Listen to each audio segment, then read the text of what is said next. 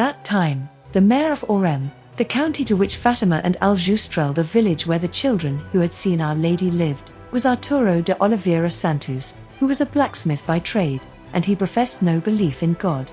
His formal education had been slight, and his ambitions were large. Arturo Santos was a self-propelled and intrepid young man, who became the editor of the Oriense, a local gazette, in which his anti-monarchical and anti-religious opinions were expressed with bitter zeal and with some talent. At 26 he joined the Grand Orient Masonic Lodge at Leiria. As Mr. Walsh, a professor of history, points out, Arturo Santos became indoctrinated with the esoteric lore of a syncretistic and naturalistic religion, which had been the main opponent of the Catholic Church in modern times, and which had already boasted that, by planning and carrying out the Portuguese Revolution of 1910, it had taken a long step toward the total elimination of Christianity in the Iberian Peninsula. The Freemason, Arturo Santos, persecutes the children of Fatima. The next morning the mayor of Orem again interrogated the children, who again said they had seen a beautiful lady, and again refused to tell him the secret, even when he threatened them with life imprisonment, torture and death. The mayor was resolved to obtain from the children some sort of admission that would end the religious manifestation taking place in his county. So he then had them thrown into the town jail, with its dark and bad-smelling cells with iron bars. They were put into the common room where most of the prisoners were herded together. The children were frightened and sad, especially the 7-year-old Jacinta, who thought she would never see her parents again. But they reassured one another, reminding each other of what Our Lady had told them about heaven, and they offered their sufferings for the conversion of sinners. The children prayed the rosary in the prison, and the convicts joined in the prayers. Some time later, the mayor had the children brought before him by a policeman, and he made a final demand for the secret. Then, since they again refused to tell it, he told them they would be boiled alive in oil. He shouted a command, and a guard opened a door. He asked the guard if the oil was good and hot, and he replied it was. Then he ordered the guard to throw the youngest, Jacinta, into the boiling oil first. The guard seized the child and carried her away. A guard saw Francisco moving his lips silently, and he asked him what he was saying. An Ave Maria, Francisco replied, "So my little sister will not be afraid." Lucy and Francisco were convinced that the guard would soon come back to kill them too. Francisco said to Lucy, "What do we care if they kill us? We'll go right to heaven." This text is taken from the Fatima Crusader.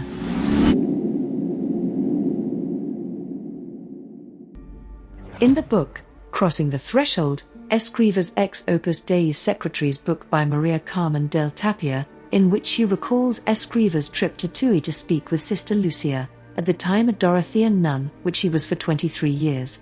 He refers to her, according to del Tapia, as a good, but silly nun. Then read Opus Dei in his own words, by Escriva. In that book Escriva writes, referring to the same visit with the good but silly nun, that it is she who tells him to open the first Opus Dei house outside of Spain in Coimbra. It is she, he claims, who offered to handle all the necessary papers and procure the documents. Interestingly, this was right after Lucia suffered an influenza from which they thought she would die, which is why it was requested she put the third secret to paper and have it delivered to her bishop. But when asked if he discussed this with Lucia upon that visit, according to del Tapia, he replied, "No." Not long after, Lucia also shows up in Coimbra in a cloistered Carmelite convent.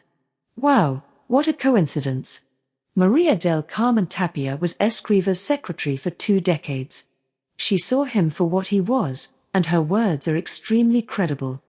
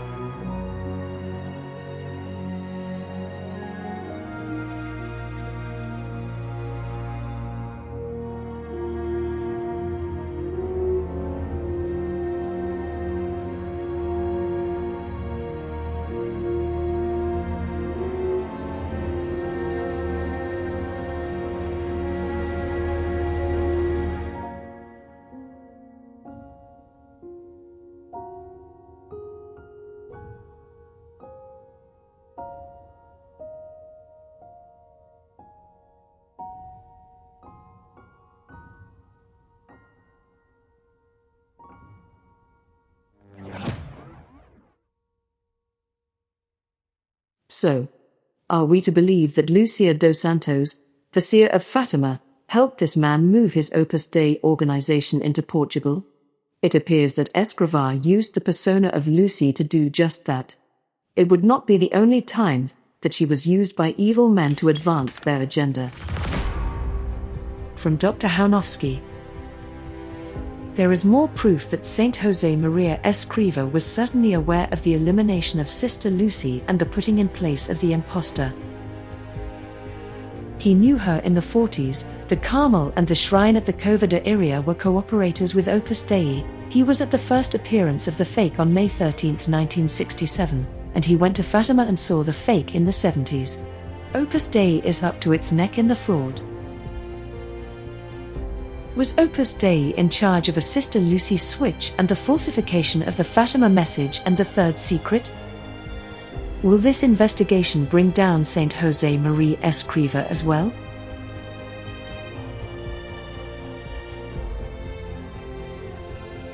Next in the war on Lucy.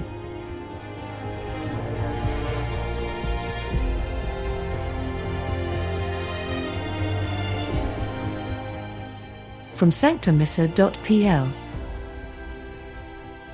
Angelo Giuseppe Roncalli was liberal and modernist from the very beginning. This was most likely inspired by his first spiritual director, Parecci, who was known for his exceptionally liberal views. He had a tendency to find friends among modernists. Among them were Carlo Ferrara and Geremia Bonomelli, both open modernists, as well as Lambert Bauduin, a Benedictine advocate of the liturgical renewal. A few of his closest seminar friends, including a roommate from the seminary and a person who was present at his ordination, were later to be excommunicated for modernism. He showed great caution all the time. He was undoubtedly hypocritical in concealing his views. When he became a professor of patristy at the Lateran University, he was removed after a few months due to suspicion of modernism and proclaiming the theory of heretic Rudolf Steiner. He was sent to exile to Bulgaria and Turkey.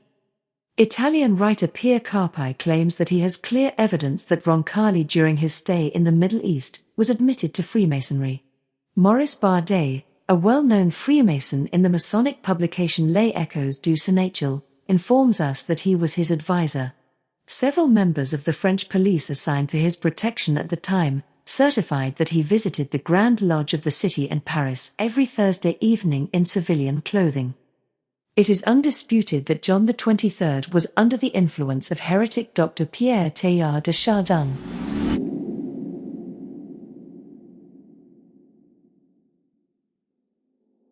Our Lady of Fatima wanted the third secret to be pronounced to the world by 1960. Angelo Giuseppe Roncalli as John XXIII decided not to release the message, saying it did not concern his pontificate. The Freemason Roncalli thought he knew better than the Mother of God.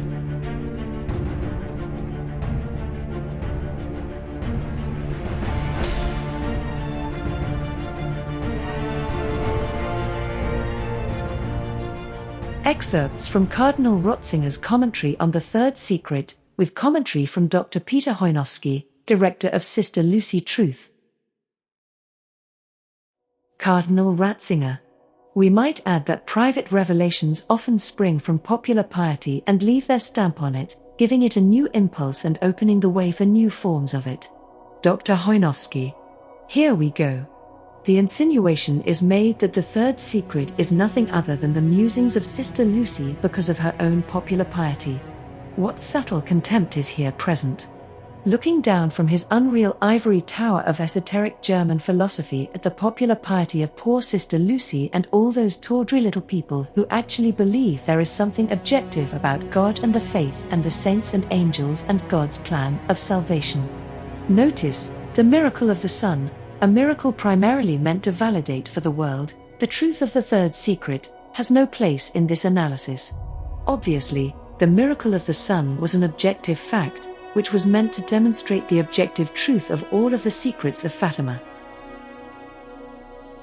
Cardinal Ratzinger. In every age the Church has received the charism of prophecy, which must be scrutinized but not scorned. On this point, It should be kept in mind that prophecy in the biblical sense does not mean to predict the future but to explain the will of God for the present, and therefore show the right path to take for the future. Dr. Haunowski. Scratch any idea about Our Lady warning us about a future apostasy in the Church that will begin at the very top. Apostasy had not broken out as of 1917, especially not from the very top, but by 1960 it would be enflamed throughout the world, destroying the faith of hundreds of millions. Here Ratzinger covers for the apostates John the 23rd, Paul the 6th, John Paul the 1st, John Paul the 2nd, and, well, Cardinal Ratzinger himself. All to pave the way for the most obvious apostate of them all, Francis. Cardinal Ratzinger. It is clear that in the visions of Lourdes, Fatima and other places it is not a question of normal exterior perception of the senses. The images and forms which are seen are not located spatially, as is the case for example with a tree or a house. Dr. Haunowski. Wasn't Our Lady situated over a particular tree at Fatima and in the interior of the mouth of a cave at Lourdes? What about her allowing Saint Catherine Labouré to put her head on her lap in the chapel at Sister Catherine's convent? Why speak like this? Because Ratzinger, the new theologian and follower of Immanuel Kant, wants to make all of religion a matter of phenomena. The tree, the cave, the yellow roses at Our Lady's feet, just like making a visit, are objects of disgust to these modernists who know only ideas. Even reducing God to an idea. Cardinal Ratzinger. In the mirror of this vision we see passing before us the witnesses of the faith decade by decade. Here it would be appropriate to mention a phrase from the letter which Sister Lucia wrote to the Holy Father on the 12th of May 1982. The third part of the secret refers to Our Lady's words. If not, Russia will spread her errors throughout the world, causing wars and persecutions of the Church. The good will be martyred, the Holy Father will have much to suffer, various nations will be annihilated. Dr. Haunowski. Wow, if Sister Lucy, in 1982, cannot distinguish the second secret from the third secret, then we wonder who switched her script.